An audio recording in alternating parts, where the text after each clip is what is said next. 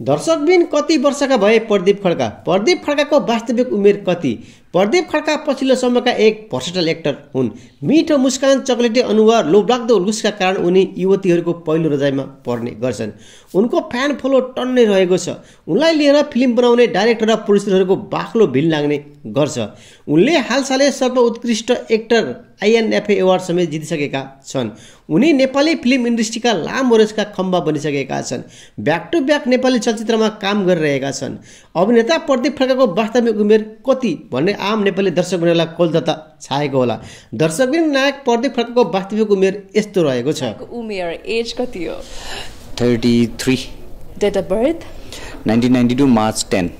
दर्शकबिन नायक प्रदीप खड्काको नेपाली जन्ममिति 2048 फागुन 27 गते। उनी हाल 33 वर्षका भए। दर्शकबिन तपाईहरुलाई आजको हाम्रो यस जानकारी कस्तो लाग्यो? यदि राम्रो लागेमा कृपया यस भिडियोलाई लाइक, कमेन्ट र शेयर गर्न नबिर्सिनुहोला।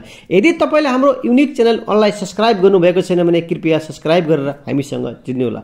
किनकि दर्शकबिन हामीले यस च्यानलबाट यस्तै नयाँ ताजा अपडेटहरू लिएर आउनेछौँ, जसले गर्दा हजुरहरूलाई धेरै कुराको नलेज हुनेछ। Thank you for watching video. Bye bye.